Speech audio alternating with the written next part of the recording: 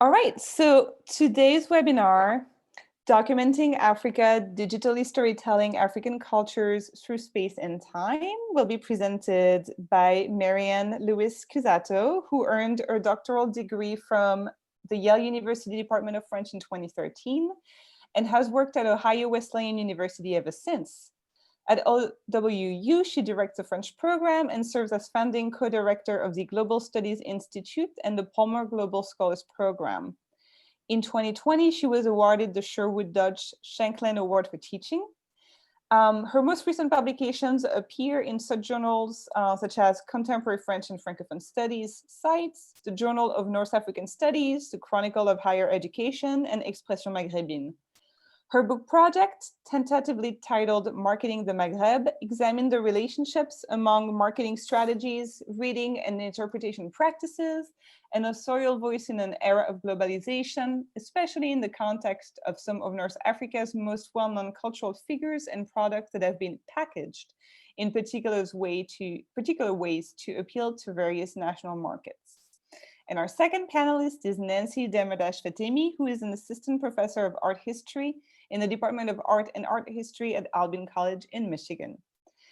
She teaches there a range of courses in global visual culture and art and architectural history. She holds graduate and doctoral degrees from MIT and Princeton University, respectively, and publishes widely on modern and contemporary art and architecture of the Middle East and North Africa. Her broader research interests include postcolonial and diaspora studies. Her articles have appeared in edited volumes, as well as in journals such as the Journal of North African Studies, the Journal of Arabian Studies, Perspective, Actualité en Histoire de l'Art, among others. Additionally, she serves as an assistant editor for the International Journal of Islamic Architecture. I will stop sharing, stop talking, and give it a go. Great. So hello and thank you for hosting. Thank you, those of you who are listening, for being here.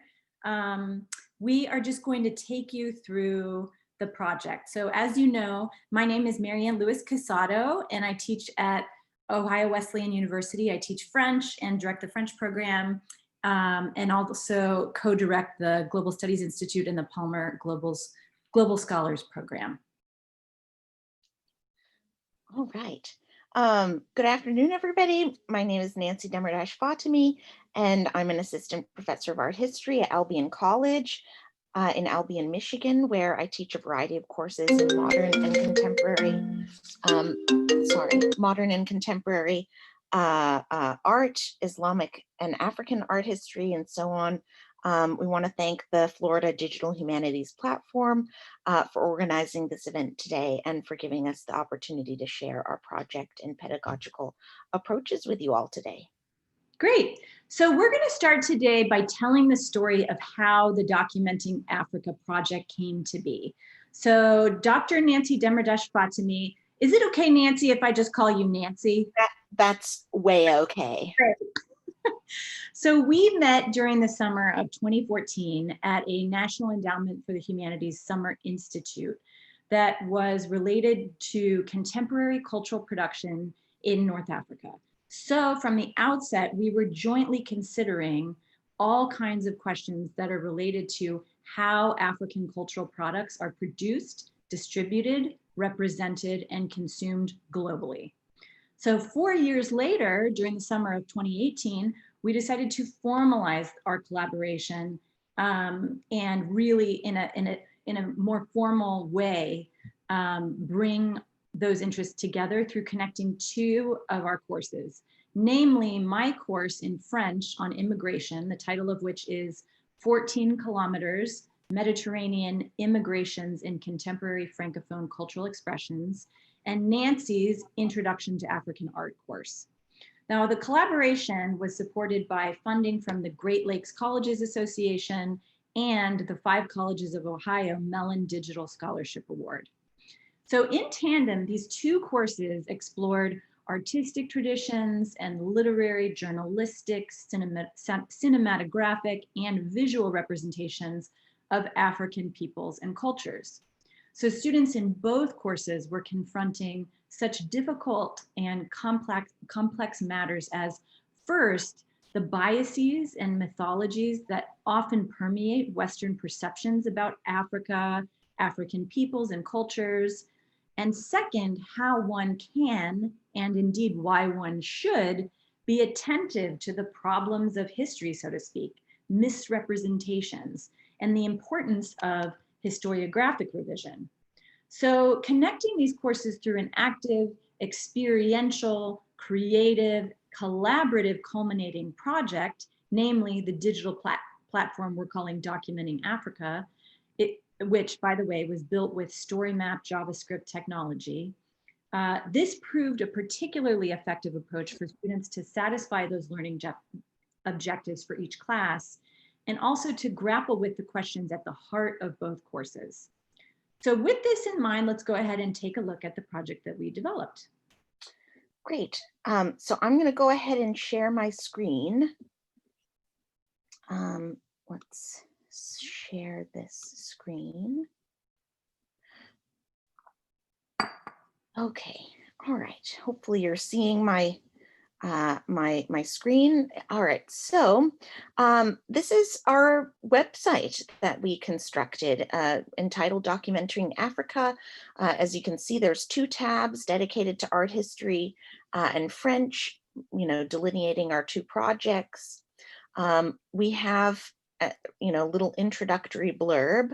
And as you can see from this sort of introductory passage, we principally were concerned with issues of representation and misrepresentation. So that is how Africans are represented through Western arts, culture, literature, and cinema.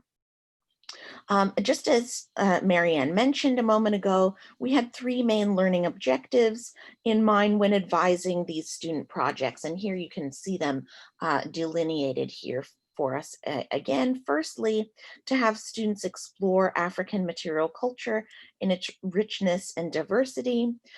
Secondly, to have students examine and debunk problematic myths and representations associated with Africans and African cultures. And thirdly, to have students compare the stakes and processes of self-representation. So through our students' respective projects in both African art history and French, we constructed this website to house both websites, or both sets of projects. So just to walk you through briefly, very briefly, the tab in French dedicated to Marianne's course for 14 kilometers is situated here. She provides a very brief concrete introduction to her course. And then at the bottom of the page, you can see her students' 3 group projects, which Marianne will explain and sort of walk us through in a little bit. And then on my side, I have sort of 3 sets of projects, which are dedicated to initiation ceremonies and rites of passage, funerary practices, and marriage and African arts. So I will sort of talk about these projects a little, when we get to our individual breakdown in a little bit. Just to provide a more kind of thorough introduction into the kind of the theoretical underpinnings of our project, we wanted to sort of give you that kind of broad theoretical swoop of the whole site. Most American students who come to African studies, especially in an introductory course, typically have little knowledge, either historical, political, sociological, cultural, regional, or topographical, of the African continent. The sparse background that they do bring usually comes in the form of monolithic assumptions and overly generalized, also misrepresentative ideas about the continent and its peoples. Similarly, the imagery in students' minds often derives from such sources as nature documentaries on the Serengeti, to pop cultural touchstones like The Lion King, to news reports about war and child soldiers.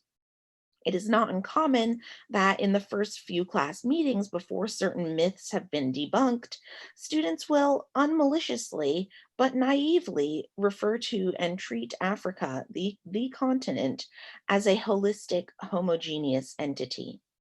It is not surprising since current events happening throughout the continent today typically surface on major Western media outlets with reportage on disease or scourges like Ebola and AIDS, acts of violence and terrorism, examples including Boko Haram in Nigeria or El-Shabaab in Somalia and Kenya, poaching and wildlife conservation efforts, and more recently, the effects of climate change on widespread famine and territorial struggle for resources. Collectively, such journalism exacerbates an already maligned imagery of places and peoples. This is what the brilliant late Nigerian art critic Okwe Enwezor called, quote unquote, Afro-pessimism. And the kind of generalized, vague, negative, ahistorical representation of the other that formed the basis for Edward Said's Orientalism. The sociocultural and political conditions of Africans for undergraduates remain abstract conceptually, just as the immense heterogeneity and regional nuances of this landscape remain elusive to them.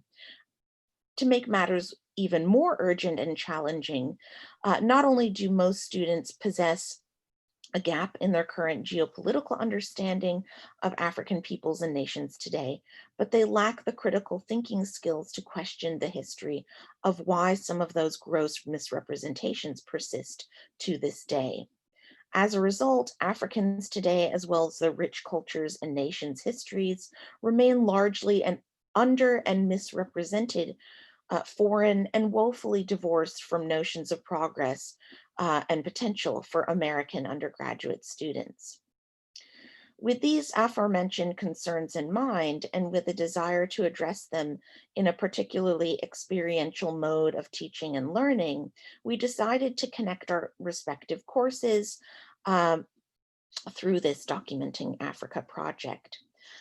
During the summer of 2018, we refined the courses through 4 weeks of curricular planning to ensure first that the course, that the focus on comparing cultural representations of Africa from the African continent with Western representations of African cultures, and second, the successful completion of a digital humanities project. So, given these sort of conceptual learning objectives that I've outlined here earlier, we expected our students to develop a more nuanced notion about African literary and artistic traditions and cultural practices. Secondly, we hoped, our students would confront sometimes difficult questions about the biases and mythologies that permeate our own popular culture in the West about Africa, African peoples and cultures. We also hoped our students would become attentive to the problems of history and representation and understand that for alternative histories to emerge, we need historiographic revisions, which can come about only through different types of primary source engagements. So technology obviously is rapidly changing the way the humanities are pedagogically envisioned and taught. Three-dimensional reconstructions of archaeological sites enable students to imagine ancient spaces and ancient cities. Various forms of digital scanning alter the manner by which conservators restore paintings, and digitizing maps opens up new forays in critical cartography. The digital humanities is not solely invested in analyzing data, producing new quantitative analyses or statistical metrics, or amassing and preserving cultural artifacts. For both the fields of literature and art history, digital modes of instructional technology can render course content more accessible, more interactive, and therefore more familiar and meaningful to students. So this is really the core crux of why we embarked on this project, was um, to make African cultures and practices and so forth meaningful to American students. Digital art history is often perceived to be apolitical and uncritical, preoccupied with data collection, lacking the intellectual rigor of conventional methods of visual analysis. Yet, what if the tools of digital humanities could be repurposed in the classroom to confront and debunk representational injustices and complicate conceptual or epistemological problems of a subject or discipline? Can a digital tool challenge misrepresentations or assumptions on African cultures and peoples? This was essentially the sort of key and pedagogical question that we sought to tackle through our project. So with that, I'll hand the floor back to Marianne. Great. Great. Thank you, Nancy. Yep, I'm going to stop sharing so you can take the lead. Okay, perfect. So to the ends that Nancy just described, each of us developed several benchmark assignments, all of which were designed to prepare students to satisfy the learning objectives that she just described as successfully as they could. So first, I'm going to speak to you today about the 3 benchmark assignments related to the 14 kilometers class on immigration throughout the Mediterranean, with a focus on sources from the French-speaking world.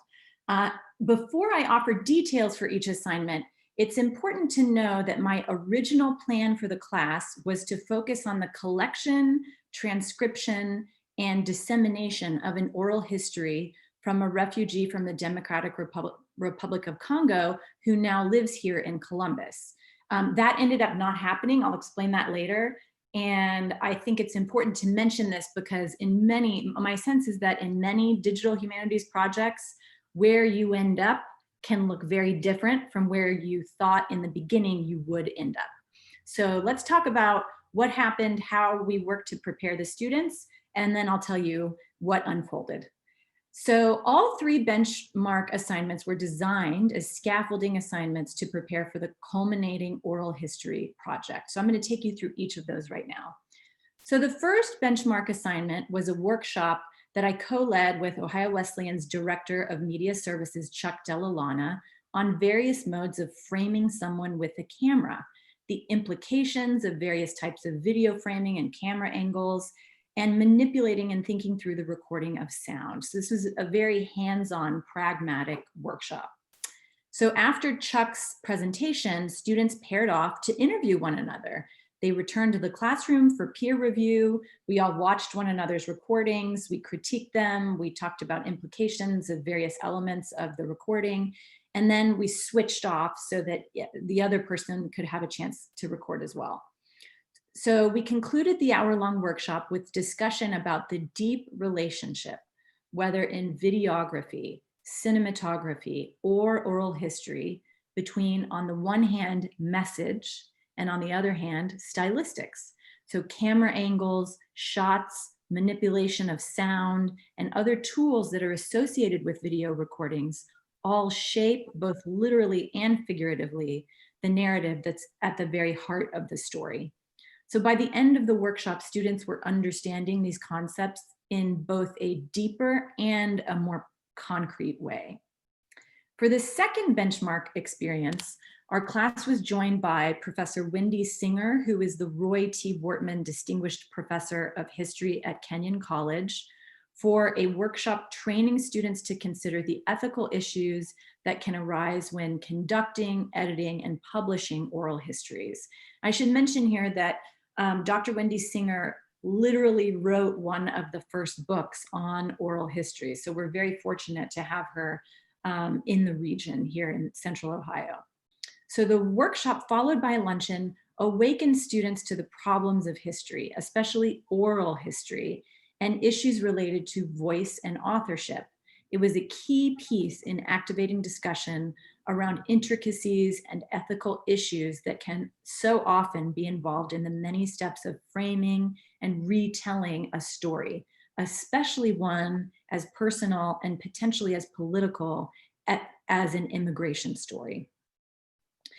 Finally, the third benchmark assignment took place the Friday before Thanksgiving break 2 years ago, so not too far from this time of year, when the students and I boarded a university van to drive 19 miles from Delaware, Ohio, to visit an organization called Community Refugee and Immigration Services, or CRIS, in Columbus. So there, an oral history would be given by a local French-speaking refugee, followed by a Q&A session to be recorded by a colleague.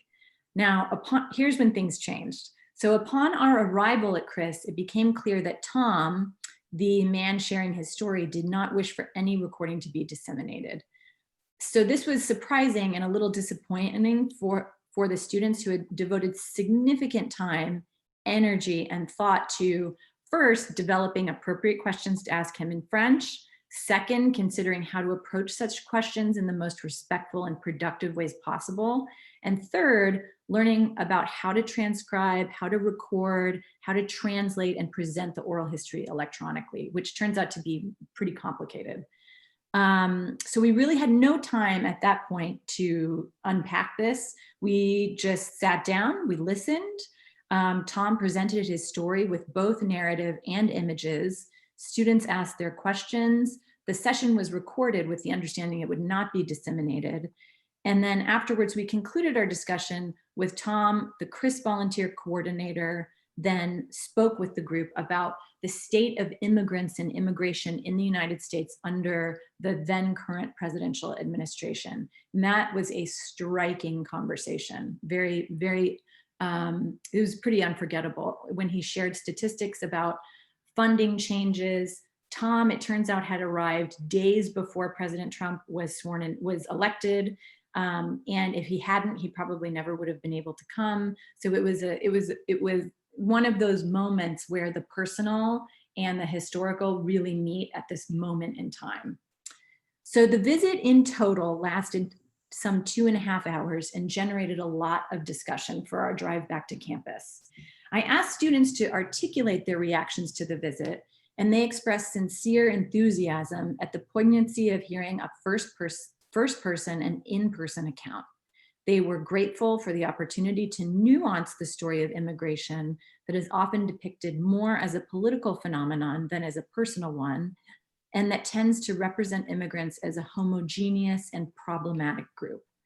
So engaging with one person's narrative about what it truly was to leave his country, what it truly was to wait for 11 years in a refugee camp in Uganda, what it was to be examined and checked time and again by the Department of Homeland Security before finally being granted asylum, and what it was to move and find his way to a new country, to use a new language. All of this allowed the students to see the phenomenon of immigration in a more realistic, complete, personal, and thorough way.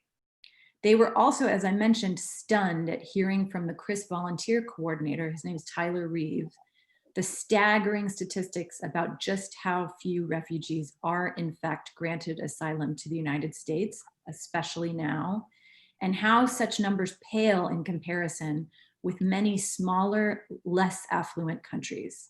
So rich discussion ensued, and the class collectively decided to use that Thanksgiving break to reflect on potential paths forward, given that the original plan to record, transcribe, and disseminate the oral history would no longer be possible. So after Thanksgiving break, during that first class session back on campus, we all took time to reflect on what we had done so far through the semester's work. So students, I just asked the students to mention everything we had done and covered and wrote it on the board. And I'll tell you what came of that in just a moment. So students were mentioning various texts, films, videos, cultural documents, workshops, and other resources. I'm writing this on the board. Yes, there had been an emphasis on the oral history component of the class up until that point, But students had also watched and analyzed a documentary called La Saga des Immigrés, or the Saga of Immigrants, that was released in 2007. They'd engaged with street art throughout the Mediterranean that comments on immigration. They'd read a novel called Les Clandestins about clandestine immigration from Morocco. They had watched and analyzed a film called Haraga from Algeria about clandestine immigration from Algeria to Southern Europe. And they'd watched and discussed a special report on the SOS Méditerranée organization that saves migrants attempting to cross the Mediterranean Sea. They'd also read and discussed news articles from African, French, and American media about immigration throughout the Mediterranean. And they'd studied the photojournalistic manifesto entitled I Am With Them, which was exhibited in 2015 in Paris at the Institut du Monde Arabe, or the Arab World Institute. So collectively, we reminded ourselves that the course, at its essence, tells the stories of the journeys, and I want to emphasize that word journeys, taken up by the protagonists, by the subjects filmed, by the characters written, and by the people portrayed. So in a sense, this was the tale of journeys. That was our conclusion. So after some discussion, we decided that this StorymapJS mode would likely work best for our project. And it was this structure that allowed us to start thinking about the eventual design of the entire site. So I want to take a look with you then at the site, and I am going to go ahead. I think I can go ahead and show my screen. Let me see here, just a minute. Yes, okay. There we go. Okay, can everyone see this? Yep. Okay, perfect. So here you see, Nancy showed you this before. And so I just want to draw your attention to a few things, right? So we have up here, we have Documenting Africa. That's the WordPress site that housed both parts. On the left, of course, we have art history, and on the right, we have French. And then let's see here. We have, if you go down, can you see me scrolling down? Yes. Yep. Then we have the different parts that were covered by the students. So there are 5 sort of sub-projects, if you will, starting with street art, moving to La Saga des Immigrés, the documentary I mentioned. This is the I Am With Them photographic manifesto.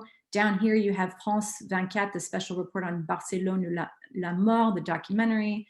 You have Les Clandestins and Haraga. So before I show you a sample site, I just want to mention that I thought it was a very good, productive exercise just to figure out which resources should be treated together and also which resources should be treated separately. And that was a very long discussion. And it helped us all sort of tease out what we thought were the most important elements to highlight on the website. In other words, should all of the fictional portraits be grouped, or should we group by medium, you know, literature versus film versus other, and this is, as you see, what we came up with. So with that, I will show you this first map. This is by a student named Carolyn Schaefer, and you'll see that there's also a translation going on here. So street art across Mediterranean border zones, and she shows these different pieces, and then you can click on one of the map points, for example, and it shows you these different, you can continue at the bottom. Up, we went too far, hold on. There we go. It's hard to see because faces are covering the button. Oh, yeah, it's just the arrow, I think. Okay, okay, so I'll go back here then. Here we go, this will help. So what you see here is you see this amazing mural in Melilla, which is, if anyone is interested in immigration here, there's some really great work on this done by Hakim Abderrazak at the University of Minnesota on Melilla as Europe's reach into onto and into the African continent. This is this little piece of Morocco that is European and that attracts a lot of immigrants. And so it's also sort of a prime space for commentary. And then you can move to some other sites. For example, this is a great site. Let's see if I can show you for some reason the image isn't coming up. It's an amazing image. It has, on the one hand, on the left, you see someone with I believe, a lifesaver, and on the right, you see someone with like a surfboard. And it shows that the Mediterranean, depending on who is crossing it, is seen and experienced as two very different spaces, whether for leisure or potentially as a threatening space. So I just wanted to take a moment to show you a little bit of one of these maps, and I'll let you, if you're interested, continue to explore on your own. And now I'm going to go back to the presentation. So I'll stop sharing now. Okay, here we go. Perfect. So let's see. You see then, you've seen the introduction in English and French. You've seen at the bottom of the page titles, images, and short explanations to introduce each of the 5 student story maps, all of which are connected through an overarching WordPress site. So as their final project for the 14 kilometers course, students worked either individually or in pairs to choose images, quotations, and to create explanations and analysis of their source or sources. So their work really was curatorial, analytical, creative, and it honed organization, presentation, and translation skills alike. They were choosing the text and images they would include. They were deciding where to place the map's pinpoints and why, and they were giving and receiving feedback from the other teams in the class. So bit by bit, as students worked alone, presented their proposed contributions to the site, gave one another feedback, and revised and reframed as necessary, the site began to take shape. In the end, we devoted the first three months of coursework to content coverage and assessment, as well as benchmark assignments. And this was followed by 3 weeks building the site.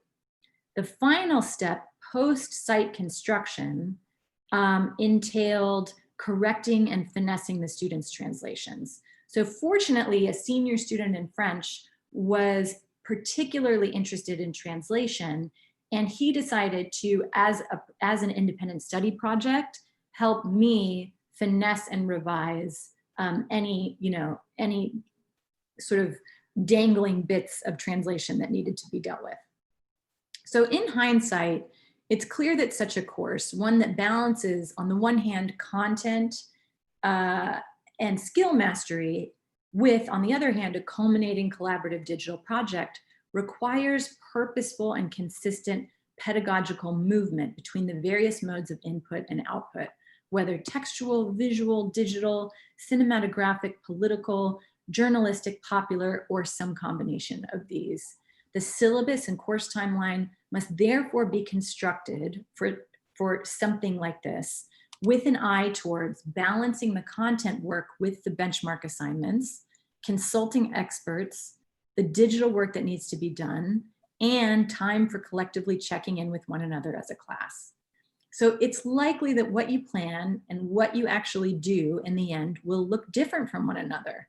So the class needs to function as a team, able and willing to revise as necessary along the way.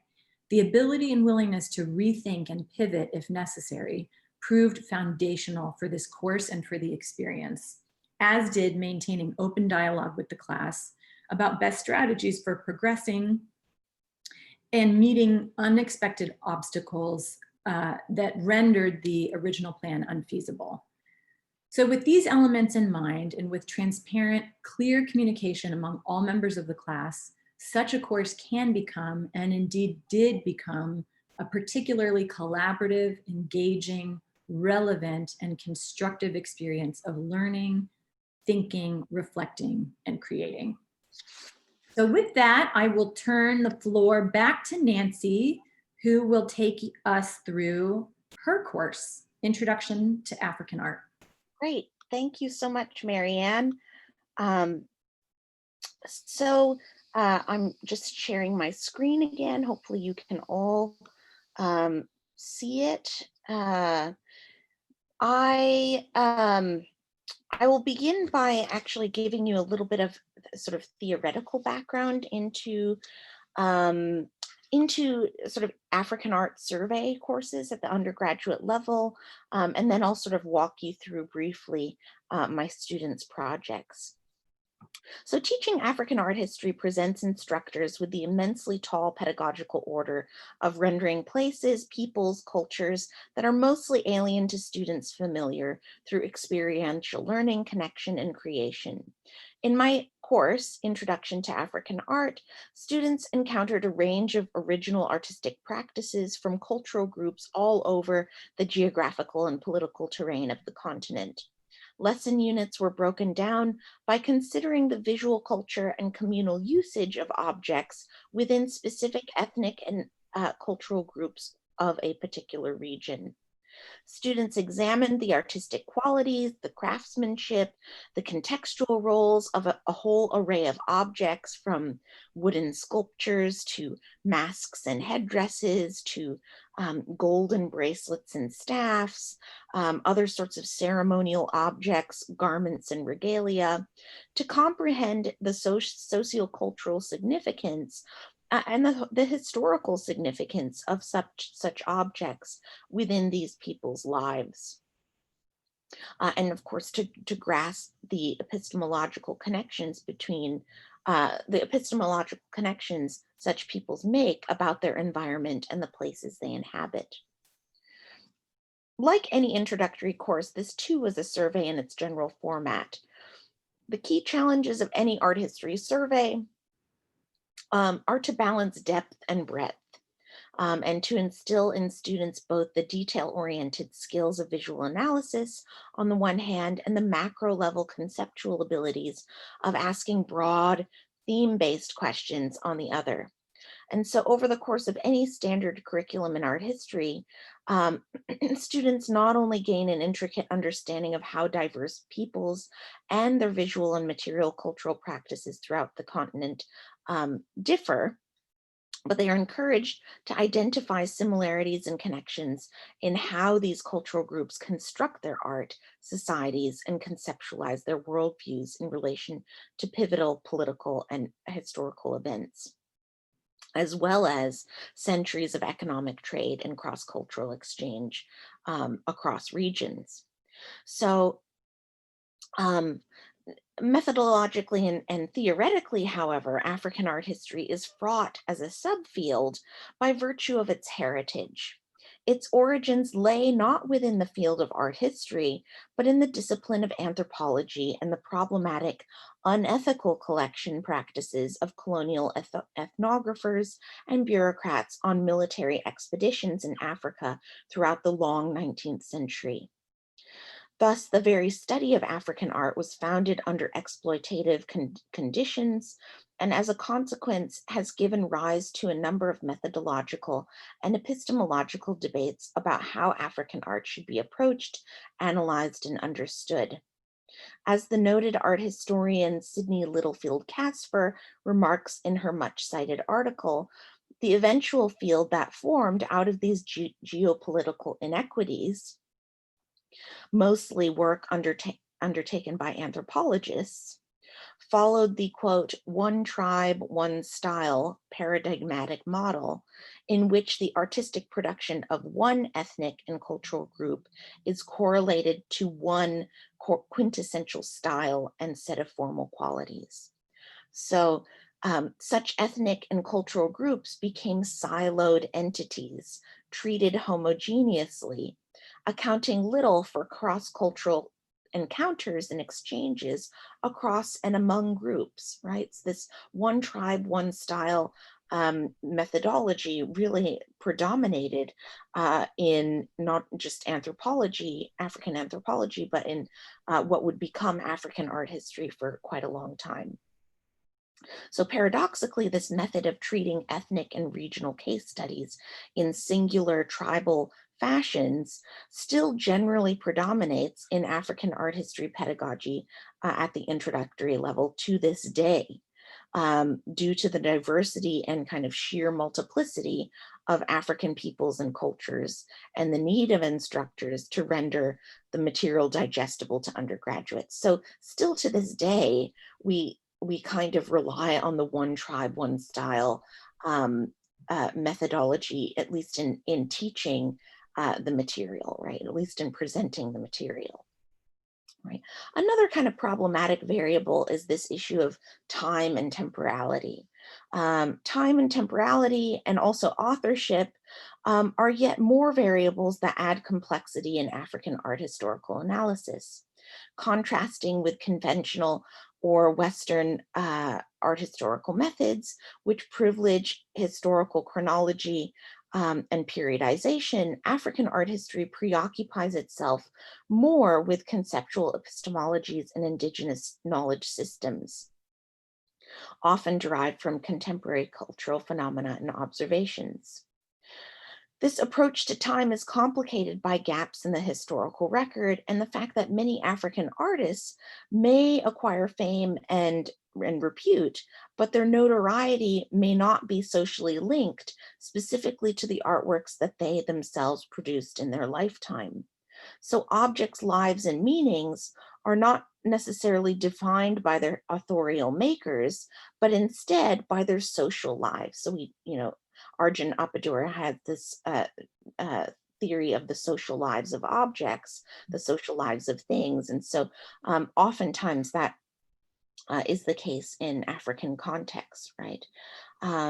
So throughout the course, students had the tall order of absorbing not only the content and material of each new unit, but the final digital project was conceived in part to help integrate their knowledge through comparative analytical thinking and really to kind of defy this predominant one tribe, one style methodology or sort of approach to art historical knowledge. So students were divided into three groups of three and four by the professor, by myself. And so that resulted in 3 projects, which I'll get to in a little bit.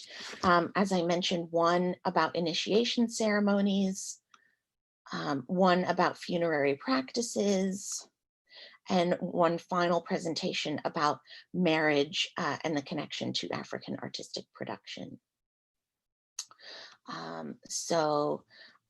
Let's just, I'll get to it in just a little bit.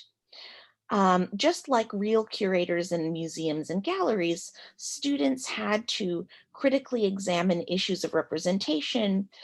They had to come up with their own narrative arcs. So, I gave them sort of a list of topics, including the ones that they chose here for you, that you're seeing before you.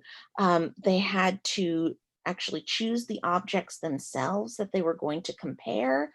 And then they also had to sort of go through the process like any curator, any museum or gallery curator, and write object labels for each piece, right? Of course, that entails quite a bit of research. So this was a very sort of research intensive project in as much as it was a kind of, collaborative project as well. So by selecting at least 20 images of African art objects now residing in US museum collections or in some instances, students chose monuments from the African continent. Students had to create and curate their own show around a story arc, as I mentioned. They also, just like Dr. Cusato, just like Marianne's course, they also relied on this program StorymapJS, which as we sort of mentioned in the beginning, really enables students to kind of place objects and place issues and kind of narrative inquiries and questions in place and time. So it sort of enables students to kind of render these stories interactive and visual over geographical space and chronological time. Students' final digital exhibition successfully exemplified those desired learning outcomes that we outlined at the beginning of our presentation, of understanding the heterogeneity of African artistic traditions, cross-cultural exchange, and regional specificity. So just to sort of walk you through one project, for instance, this particular exhibit on passion, power, and perfection, marriage and African arts, looked at, sort of matrimonial ceremonies, took on questions of courtship, fertility, questions of pertaining to sort of puberty and initiation ceremonies, took on questions pertaining to sex and fertility. So really, the students were able to kind of do this kind of comparative work only through this digital platform, which really, I mean, to my mind, under no other pedagogical tool really enables art history students to kind of take on or grapple these questions in the same way. So these digital exhibitions really brought to life the material that otherwise oftentimes remains static and foreign in African art history class. And I can't stress that enough, simply because, I mean, the sort of conventional manner of teaching art history stresses sort of rote memorization and so forth. But really, I think this sort of interactive approach not only made the material more familiar, but it really placed these artworks in time and space, and also gave students the ability to kind of make those analytical connections. So analytical, and I should say conceptual connections. So we will, I'll now sort of turn the floor back to Marianne for some concluding remarks. Great, thank you. So the courses that you've just heard about allowed both of us to teach students about the stakes of cultural production related to Africa. Students were asked to consider the stakes of representing oneself as compared to being represented by others. They were asked to compare and contrast Western representations of Africa with African representations of Africa in order to begin to be able to see and articulate the politics of representation that are always at work. Finally, these courses facilitated students creating something that could be shared with others from their readings, their viewings, their discussions, their analysis, their research, and their interpretations. This is, we conclude, the great value of coupling a course with the creation of a digital humanities project. Namely, that it asks students to curate and create something visual, textual, technological, outward-looking, and helpful for others who might wish to explore the topic. The student literally becomes the teacher, and they emerge from the course experience having moved from input, from learning, to creation, to teaching, to output. So in these ways, learning begets reflection and creation. Engagement with resources begets the genesis of a new resource, and the cycle and the learning can continue. So thank you so much for your attention. We look forward to questions, and I'm also going to put some acknowledgements in the chat box. Thank you.